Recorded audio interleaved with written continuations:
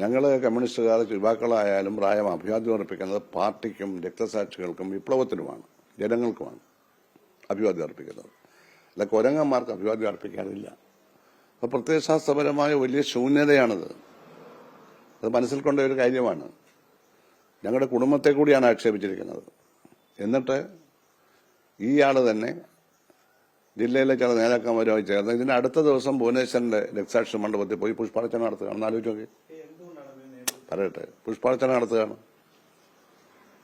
അപ്പൊ രക്തസാക്ഷി കുടുംബത്തിൽ നിന്ന് വളർന്നു വന്ന എന്നെയും എന്റെ അനുജൻ രക്തസാക്ഷിയെയും രണ്ടായിട്ട് കാണുകയാണ്. ഇതെവിടേക്ക് അവസാനിക്കും? ഇങ്ങനെയൊക്കെയുള്ള ആളുകൾ പ്രസ്ഥാനത്തിനകത്ത് കടന്നുകൂടിയിട്ടുണ്ട്. മനസ്സിലായോ? അപ്പൊ പ്രസ്ഥാനം അതല്ല.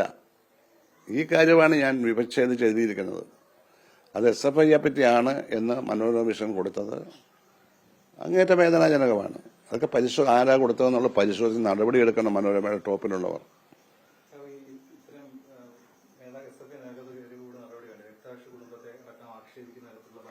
ശരി, നടപടി എടുക്കട്ടെ. അങ്ങനൊന്നും പറയാൻ പാടില്ല. താക്കീതെങ്കിലും കൊടുക്കണം. അത് നശിപ്പിച്ചു കളയേണ്ട കാര്യമൊന്നുമില്ല. ചെറുപ്പമല്ലേ, താക്കീതെങ്കിലും കൊടുക്കണം. പറയാൻ പാടില്ല. അത് ജനം അറിയണം. ഒന്നാമത് ഫേസ്ബുക്ക് ഉപയോഗിച്ച് ആരെയും ആക്ഷേപിക്കരുത്. ആക്ഷേപകരമായ കാര്യങ്ങളൊന്നും കൊടുക്കരുത്. പാർട്ടി തീരുമാനമുള്ളതാണ്. വിദ്യാർത്ഥികളും ചെറുപ്പക്കാരും ഇങ്ങനെ കാണിക്കുമ്പോൾ മുതിർന്ന, അതായത് പാർട്ടി നേതൃത്വമല്ലേ ഇക്കാര്യത്തിൽ ഇടപെട്ട്? ഒരുപാട് വിദ്യാർത്ഥികളും ചെറുപ്പക്കാരും ഒന്നും കാണിക്കുന്നില്ല. ഞാനിപ്പോൾ ഒരാളുടെ കാര്യമല്ല, ഒരാളല്ല ആലപ്പുഴ ചെയ്തുള്ളത്. അത് SFIയുടെ ജില്ലാ സെക്രട്ടറി ആയിരുന്ന ആളാണ്, സംസ്ഥാന വൈസ് പ്രസിഡന്റ് ആയിരുന്ന ആളാണ്, അല്ലേ? ആ പോസ്റ്റിലൊക്കെ ഇരുന്ന ഒരാളെ എന്ത് പഠിച്ചു ആ പോസ്റ്റിൽ ഇരുന്നുകൊണ്ട്? SFIയെ പറ്റി അയാളൊന്നും മനസ്സിലാക്കിയിട്ടില്ല. ഇവർ മനസ്സിലാക്കിയിരിക്കുന്ന പൊളിറ്റിക്കൽ ക്രിമിനലിസത്തിനുള്ള വേദികളായിട്ടാണ് ഇതിനെ. അങ്ങനെ കുറച്ചുപേര് കടന്നെന്നുള്ളതാണ്. കവിത വായിക്ക്. ആരെ തൃപ്തിപ്പെടാനായി? ഇതുകൊണ്ട് തൃപ്തിപ്പെടുന്നവർ നശിച്ചു പോകത്തല്ലേ ഉള്ളൂ. ഇത് ആരെ പറ്റി പറഞ്ഞുകൂടെ? ഇന്നാരെ പറ്റി ആവണമെന്ന് വല്ലതും ഉണ്ടോ? ഇതൊന്നും ശരിയായ കാര്യമല്ല. കമ്മ്യൂണിസ്റ്റ് പാർട്ടി കേട്ടുകഴിവില്ലാത്ത കാര്യമാണ്. വിദ്യാർത്ഥി പ്രസ്ഥാനത്ത് കേട്ടുകഴിവില്ലാത്ത കാര്യമാണ്. 1967 മുതൽ 78 വരെ ഞാൻ വിദ്യാർത്ഥി പ്രസ്ഥാനത്തിൽ ഉണ്ടായിരുന്ന ആളല്ലേ. അഖിലേന്ത്യാ വൈസ് പ്രസിഡന്റ്, സംസ്ഥാന പ്രസിഡന്റ്, സംസ്ഥാന സെക്രട്ടറി ഒക്കെ ആയിരുന്ന ആളല്ലേ. ഞങ്ങൾ ആരെങ്കിലും ആ കാലത്ത് ഇങ്ങനെ വല്ലതും പറഞ്ഞിട്ടുണ്ടോ? ഞങ്ങൾ ആരെങ്കിലും പഠിപ്പിച്ചിട്ടുണ്ടോ?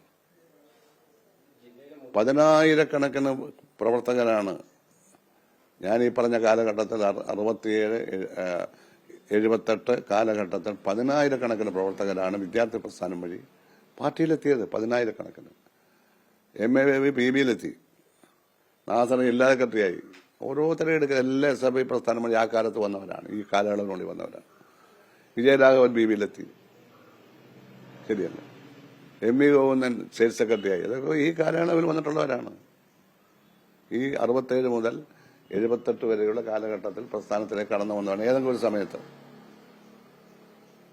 അപ്പൊ അവരാരും അങ്ങനെ ചെയ്തിട്ടില്ല. അപ്പൊ ഇതൊരു വ്യതിയാനമാണ്. പ്രത്യയശാസ്ത്രവും ചരിത്രവും ഇല്ല, മുതിർന്നവരോട് ബഹുമാനമില്ല. അങ്ങനെയുള്ള അരാജകവാദികളായിട്ടുള്ള പാർട്ടി എതിർക്കുന്ന പ്രത്യയശാസ്ത്ര വിരുദ്ധതയുള്ളവരും കടന്നു വരുന്നുണ്ട്. പണ്ട് ചൈനയിലെ സാംസ്കാരിക വിപ്ലവം കഴിഞ്ഞപ്പോൾ, സാംസ്കാരിക വിപ്ലവം എന്ന് പറഞ്ഞാൽ ചെറുപ്പക്കാരെ ഉപയോഗിച്ച് മുതിർന്നവരെ കൊല്ലുകയും മുതിർന്നവരെ ആക്രമിക്കുകയും സ്ഥാനത്തുനിന്ന് മാറ്റുകയും ചെയ്യുന്നതായിരുന്നല്ലോ ചൈനയിലെ സാംസ്കാരിക വിപ്ലവം. മാവോ തുങ്ങിന്റെ പേരിലാണ് നടത്തിയത്. മാവോ തുങ് സുഖമില്ലാതെ, ഓർമ്മയില്ലാതെ കിടക്കുകയാണ്. അദ്ദേഹത്തിന്റെ ഭാര്യയും, അദ്ദേഹത്തിന്റെ രണ്ടാമത്തെ ഭാര്യയും അദ്ദേഹത്തെ ഭാര്യ മരിച്ചെന്ന് തോന്നുന്നു. അനന്തരവന്മാരോട് ഒരു ഗൂഢസംഘം ഉണ്ടാക്കി. അവര് പ്രോത്സാഹിപ്പിച്ചു. ചെറുപ്പക്കാരെല്ലാം മുതിർന്നവരെ ആക്രമിക്കാൻ പലരെയും കൊന്നു, ആക്രമിച്ചു. വളരെ രക്തരൂക്ഷിതമായിരുന്നു സാംസ്കാരിക വിപ്ലവം അല്ലായിരുന്നു അത്.